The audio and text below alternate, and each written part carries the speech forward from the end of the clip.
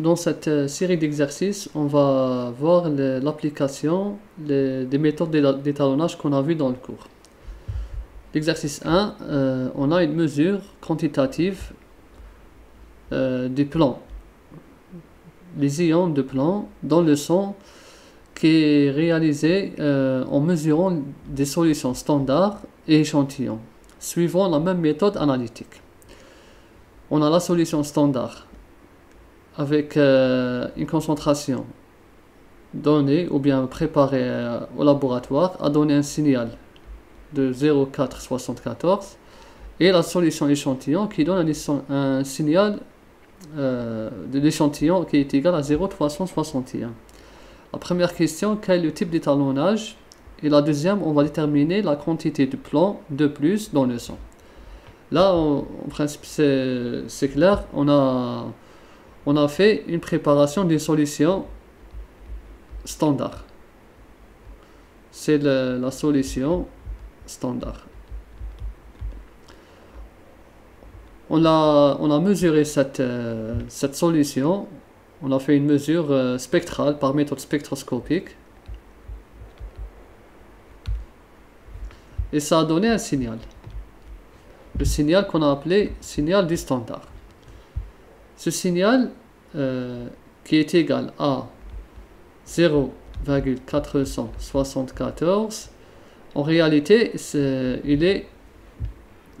on peut l'écrire de cette façon, qui est égal en réalité à K fois la concentration du standard.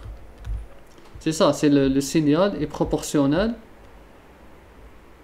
à la concentration de l'analyte, comme on a vu dans le cours. SA égale K fois A. Le K, c'est quoi? C'est la sensibilité de la méthode par rapport à l'analyte.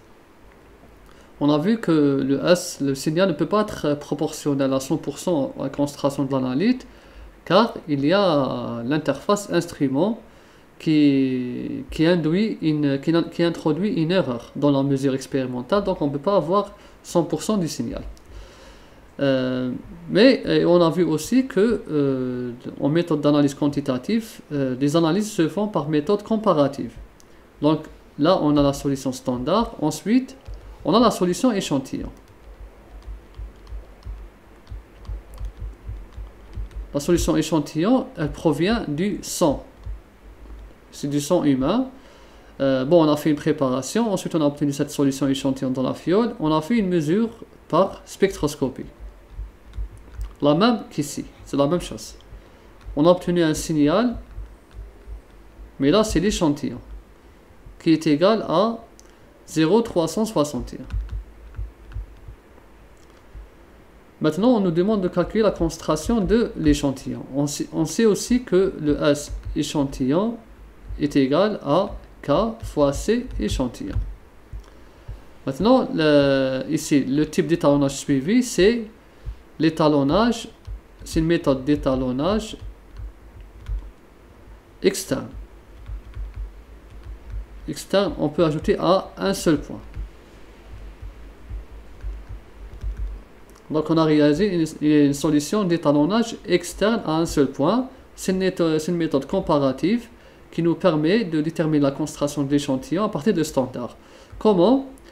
Donc là on a, regardez, on a le S standard et le S échantillon. Là, il est égal KC standard et le S échantillon est égal KC échantillon. Du moment qu'on a déterminé le S standard, c'est connu. Et le C standard, on l'a préparé au laboratoire, donc on connaît. Donc on peut déterminer le K. Et ce K est équivalent à ce K. Pourquoi? Car les deux solutions sont analysées ou bien sont dosées, sont analysées dans les mêmes conditions. Dans les mêmes conditions expérimentales. On n'a changé rien du tout. Le même instrument, la même méthode, la même technique. Rien n'a changé. Dans ce cas, les deux cas sont équivalents. Qu'est-ce qu'on peut faire? On peut soit déterminer le cas on peut faire K est égal au signal mesuré du standard sur la concentration du standard. Une fois que j'ai calculé, je remplace là et j'obtiens la concentration de l'échantillon. Ou bien on peut faire par le rapport, c'est encore plus simple. Qu'est-ce que je fais? Je fais S, le signal de l'échantillon sur le signal du standard est égal à K sur K. Là, le K de l'échantillon fois le K sur le K du standard. Et là, la concentration de l'échantillon, la concentration du standard. Comme on vient de dire que les cas sont équivalents, puisque quand même c'est les deux solutions, échantillon et standard, sont analysées dans les mêmes conditions opératoires. Donc les deux cas s'éliminent et à la fin j'aurai C échantillon est égal à C standard fois S échantillon sur S standard. Et on remplace la concentration du standard est égale à combien? Est égale à 1,75. 1,75 ppb fois le signal de l'échantillon. Il est égal à 0,361. Le signal obtenu du standard est égal à 0,474. Et j'obtiens une concentration en échantillon qui est égale à 1,33 ppb partie par billion. Voilà la concentration de l'échantillon par cette méthode.